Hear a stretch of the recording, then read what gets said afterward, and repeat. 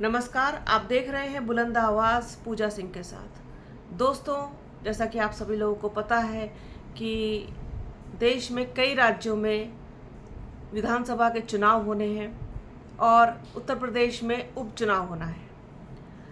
ऐसे में एक बहुत इम्पॉर्टेंट राज्य है हरियाणा। हरियाणा में भारतीय जनता पार्टी की गठबंधन सरकार है, नायब सिंह सैनी मुख्यमंत्री। और जिस तरीके से भारतीय जनता पार्टी हरियाणा को लेकर के इस वक्त बहुत ज़्यादा कहना चाहिए कि उलझन में दिखाई पड़ रही है, इससे पहले भारतीय जनता पार्टी का ये रूप शायद किसी ने नहीं देखा। भारतीय जनता पार्टी ने इस चुनाव को लेकर के अपनी पहली लिस्ट भी जारी कर दी, जिसके बाद एक हड़कंप सा मच गया भारतीय जनता पार्टी के पूरे खेमे में। धड़ाधड़ लोग छोड़ करके जाने लगे, इस्तीफे देने लगे। बहुत सारे लोगों ने निर्दलीय लड़ने का फैसला कर लिया। जहां एक तरफ भारतीय जनता पार्टी के हौसले कहीं ना कहीं पस्त दिखाई देते हैं, वहीं पर कांग्रेस वहां पर इस वक्त पूरे फुल टॉस मस्ती के मूड में पूरी मस्त दिखाई दे रही है। बहुत सारे कारण हैं उसके। एक तो जिस तरीके से फिलहाल में मोदी सरकार चल रही है, उसको लेकर के लोगों के मन में अब संशय पैदा होना शुरू हो गया है भारतीय जनता पार्टी और प्रधानमंत्री नरेंद्र मोदी के प्रति, कि आखिरकार इनका होगा क्या आगे चल करके। ये तो अभी से ही इतने अंडर प्रेशर आ गए हैं विपक्ष के। फिर कांग्रेस वहाँ पर काफ़ी मजबूत है, मजबूत दावेदारी है उसकी वहाँ पर। और बसपा ने भी इनेलो के साथ गठबंधन कर लिया है। अभय चौटाला मुख्यमंत्री का चेहरा है वहाँ पर। इसके अलावा कांग्रेस ने जिस तरीके से विनेश फोगाट और बजरंग पूनिया को शुरू से ही अपने करीब रखा, उनके करीब रहे, उसका कहीं ना कहीं बड़ा फ़ायदा कांग्रेस को होता हुआ दिखाई दे रहा है। और अब तो विनेश फोगाट और बजरंग पूनिया दोनों ही वहाँ शामिल हो गए हैं कांग्रेस में। हालांकि ये बजरंग पूनिया की तरफ से क्लियर हुआ है कि वो चुनाव नहीं लड़ेंगे, लेकिन विनेश फोगाट हरियाणा विधानसभा चुनाव लड़ेंगी, ऐसी खबरें निकल कर के सामने आई हैं।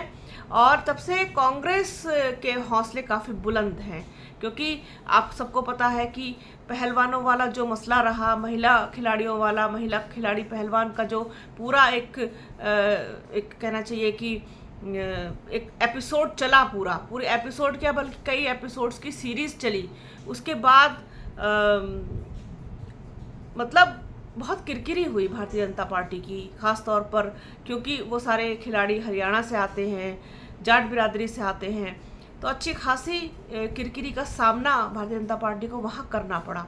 फिर विनेश फोगाट जिस तरीके से गोल्ड से ओलंपिक में चूक गई, ज़रा सा पीछे रह गई, उसकी भी एक बड़ी सिंपैथी कह लीजिए वो देश की तरफ से मिली उनको।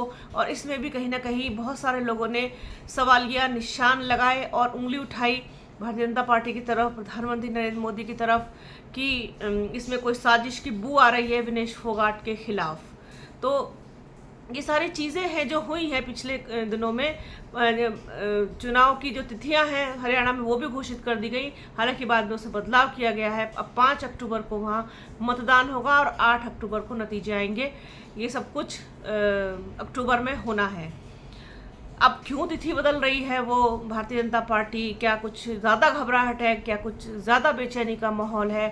फिर आप ये देखिए कि जिस तरीके से, क्योंकि हरियाणा एक ऐसा राज्य है जहाँ पर जाट बिरादरी, किसान बिरादरी आप कह सकते हैं बहुत बहुतायत की संख्या में है। और भारतीय जनता पार्टी की तरफ से जिस तरीके से उनकी सांसद कंगना रनौत किसानों को लेकर के बयान देती हैं, उससे भी अच्छी खासी नाराज़गी इस वक्त हरियाणा में है। आप ये देखिए कि मतलब किसी भी सूरत में वहाँ पर किसान और जाट भारतीय जनता पार्टी को बर्दाश्त करने के अब मूड में नहीं दिखाई देते हैं। कंगना रनौत के बयान के बाद तो और भी ज़्यादा मिट्टी खराब हुई है भारतीय जनता पार्टी की हरियाणा में। और कांग्रेस बहुत कहना चाहिए कि सॉफ्ट होकर के और बहुत एकदम सेफ साइड में होकर के वहाँ पर अपना खेल खेल रही है। जिस तरीके से एक तो राहुल गांधी के व्यक्तित्व का बहुत प्रभाव पड़ा है, दूसरा कांग्रेस की जो 2024 के लोकसभा चुनाव में जो सीटें आई हैं, जो लोगों ने उनके प्रति खोया हुआ विश्वास एक बार फिर से जताने की कोशिश की है, वो सारी चीज़ें हैं। इसके अलावा बेरोज़गारी, महंगाई और उत्पीड़न, अत्याचार और सब कुछ, बहुत सारी चीज़ें हैं जो सारी इकट्ठी होकर के एक कहना चाहिए कि समस्याओं का अंबार सा दिखाई देती हैं लोगों को। साथ किसानों की समस्या तो है ही है, शोषितों की, वंचितों की, अल्पसंख्यकों की, महिलाओं की, आदिवासियों की, तमाम तबके की, मतलब हर तबके की समस्या है जिससे लोग इस वक्त त्रस्त नहीं है।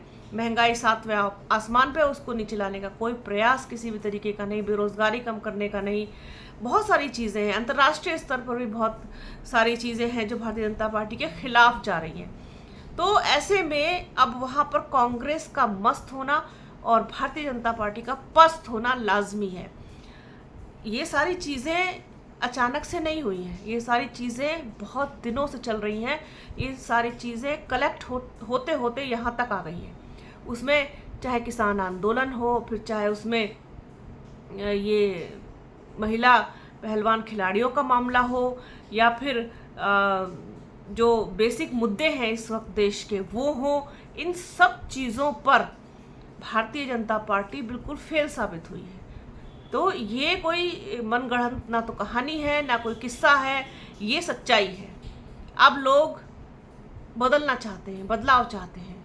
अब कहीं कहीं पर होते होते रह गया, कहीं कहीं पर कम हुआ, कहीं पर ज़्यादा हुआ, इस तरीके से अब सब कुछ चल रहा है। एक बदलाव की लहर अब लोगों में देखी जा सकती है। मैं अगर हरियाणा की बात करूं तो मुझे तो ऐसा ही दिखाई देता है फिलहाल वहाँ पर। बाकी क्या कुछ होगा वो तो 5 अक्टूबर और 8 अक्टूबर को पता चल जाएगा कि जनता ने किसके पक्ष में वोट दिया है। और मैं हमेशा इस चीज़ पर कायम रहूँगी कि जिसको जनता वोट देती है जीत उसी की होती है, जिस पर जनता विश्वास जताती है उसी की जीत होती है। और इनकी जीत कराने में एक बड़े तबके का बहुत हाथ है।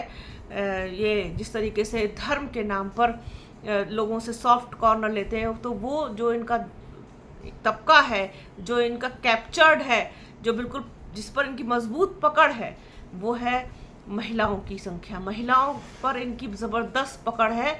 वो राम के नाम पर हो, अयोध्या के नाम पर हो, मंदिर के नाम पर हो, धर्म के नाम पर हो, बहुत ज़बरदस्त पकड़ है। और जबकि आप ये देखिए कि पिछले कुछ दिनों में महिला अत्याचारों के मामले किस कदर तेज़ी के साथ बढ़े हैं, इससे महिलाओं को कोई सरोकार नहीं है, इससे कोई फ़र्क नहीं पड़ता। मोदी जी बहुत अच्छा काम कर रहे हैं, योगी जी बहुत अच्छा काम कर रहे हैं, और रामलला मंदिर बन चुका है, अयोध्या में रामलला आ चुके हैं, वो इसी में खुश हैं।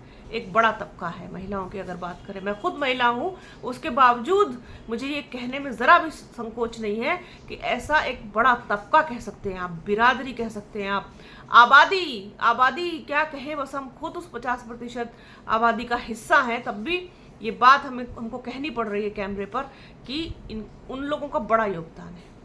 हालांकि हरियाणा में जो महिलाएं हैं, जो किसान परिवारों से आती हैं या दूसरी उससे आती हैं, वो लोग कहीं ना कहीं नाराज़ हैं भारतीय जनता पार्टी से, क्योंकि उत्तर प्रदेश जैसा असर वहाँ पर नहीं दिखाई देता हरियाणा में।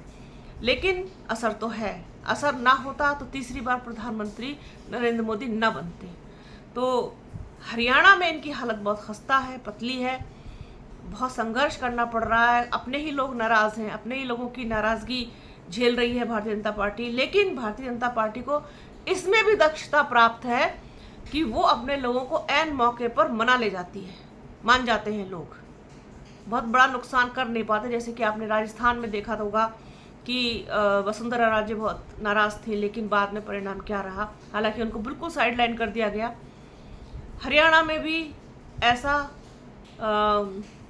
होगा ये 100% नहीं कहा जा सकता, क्योंकि वहाँ पर कांग्रेस मजबूती के साथ लड़ रही है और बसपा इनेलो के साथ मिलकर के लड़ रही है, और इनेलो और बसपा का गठबंधन भी वहाँ पर ठीक ठाक पोजीशन में है, मजबूत पोजीशन में है। तो क्या कुछ होगा ये तो खैर अक्टूबर में पता चलेगा। उसकी भी अपडेट देंगे आपको, बीच बीच में जो कुछ भी होगा वो भी आपके साथ शेयर करेंगे। तो बने रहिए हमारे चैनल के साथ। हमारे चैनल को लाइक कीजिए, शेयर कीजिए, सब्सक्राइब कीजिए, बेल आइकन ज़रूर दबाइएगा। अपना और अपनों का बहुत ख्याल रखिए। जल्द मिलूंगे आपसे एक नए वीडियो में, एक नए मुद्दे के साथ, एक नई चर्चा में। तब तक के लिए जय हिंद। और हाँ, वीडियो को प्लीज़ पूरा और अंत तक ज़रूर देखिएगा, ज़्यादा से ज़्यादा शेयर कीजिएगा।